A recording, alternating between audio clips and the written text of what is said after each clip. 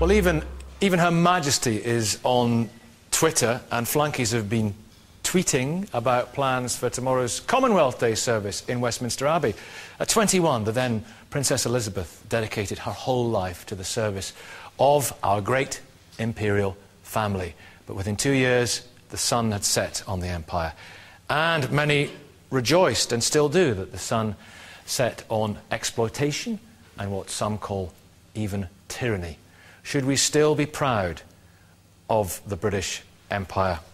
David Anderson, Professor, surely it's a complex issue, this, and there was much that was good, much that we can be proud of. I mean, for example, the abolition of slavery, the sport that we've given the empire, the political legacy, the legal legacy, the linguistic legacy, liberty, democracy.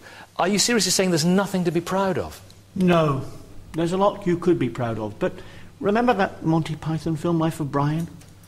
Where he asks, what have the Romans ever done for us?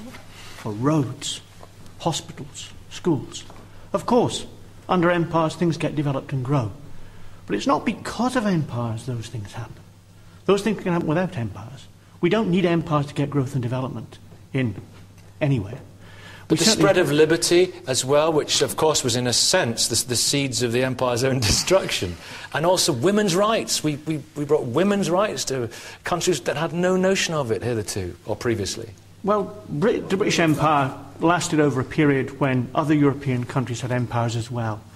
And we're very fond in Britain of saying that we were the best because our empire wasn't quite as bad as anyone else's. I think that kind of relativity is really a bit of a distraction. The point is that empires were a product of their history at the time. People didn't think the same way we do now. They didn't have the same values. But looking back, I certainly feel that empires are systems of domination. In world politics, what else would one expect? But we should recognize that those systems of domination do rely upon exploitation. And imperialism was based upon extraction. Now, we wouldn't do it that way now. It doesn't make it right then. OK, Lawrence James. Well, extraction, before you have extraction, you've got to have investment. That's another matter. I think we should be proud of our empire because it has first given the world a almost universal language. It has accelerated the spread of the scientific, intellectual and legal enlightenment across the world. And systems of law and of government and, if you like, moral judgments, political ones, came with the empire. You have in Zimbabwe and Burma people protesting against tyranny. The language they use is the language of Locke, the language of, if you like, a British intellectual tradition in government. But there were atrocities. There's much that we should be ashamed of. Oh, yes, but, I mean, the empire is a human creation. It's made of this crooked timber of humanity. It includes people who were wicked, fallible, and frightened. It also included men who had with vision and humanity and decency. I mean, after all, if you have a hospital, let us say, it has 1,000 operations in a year, and 40 of them fail. You judge the hospital as a complete failure because this small proportion has gone wrong. I think the bottom line is actually the whole history has been about exploitation and people have been exploited, and the fact is of the British history that even today the world is suffering as a result of that. Just look at what's happening in Palestine, just look at what's happening between India and Pakistan, the Kashmir. 60 years of suffering is still going on. I think it's very important to make that connection, that current politics are affected by relatively recent history. And was that with us? The history of the British Empire in the 20th century still casts a very long shadow over our world that we live in. Now, Britain has a multicultural society that it is justifiably proud of, but it also has relations with former colonies that it doesn't always handle quite so well. And sometimes facing up to what happened, acknowledging it, saying, look, guys, that wasn't a good thing. Let's see if we can move on from there. But it's created prejudices. The empire has created racialism and prejudices that wouldn't have happened if it wasn't for the empire. Major, and then I'm Leslie. Major. I'm between two great giants about empire. I'm afraid I know more about boots and bayonets. However, My service was from 1946... The Royal Navy as well. Oh, sorry, the Royal Navy as well. My service was from 46 till 95. And for a lot of that period, I was involved in giving empire away, which was a damn sight more dangerous process than actually establishing it. And I saw actual real service. Malaya, Northern Ireland, Aden, and Kenya. Did we commit atrocities, sir? I'm afraid, on occasions, yes.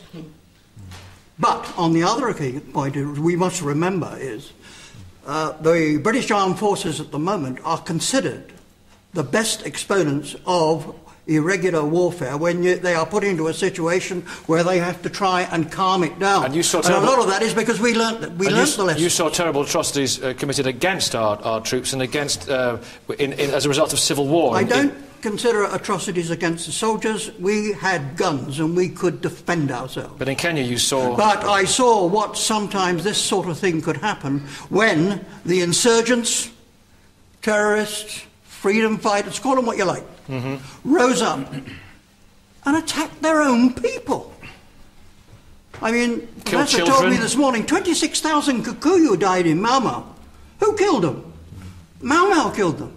And the way they killed them, I'm sorry, they're young people here, and I wouldn't want to describe it. I think what Major also needs to remember is in India, about 370 bullets were used by British soldiers, and I think there was about 370 injuries there as well. That was at Amritsar. Yes, Amritsar, thank you very much. The Gurkhas were involved. Yeah. I know exactly all about that. Yeah, but one of the more important things about that particular incident was that from that day up, the general concerned was sacked. Don't forget that. Not like the American Army where they sacked the second lieutenant. We sacked the general. And from that day on, our operations in that kind of situation were very clearly defined. And there was huge criticism of those things at home at the time. But Anne Leslie, what about? Well, back with you. So what about this hand wringing? Do you go with it? No, and I think it's. I mean, people say you should apologise for the British Empire. I'm not going to apologise for something that had nothing to do with me. I'm not even going to say I was proud of it, because that had nothing to do with me. Indeed, I was born in the tail end of it. I'm a daughter of the Raj. But, you know, I really do find a lot of people in this world who go on and on. We are like this. We, Pakistanis, slaughtered Sri Lankans over the national game cricket because of the British Empire. The only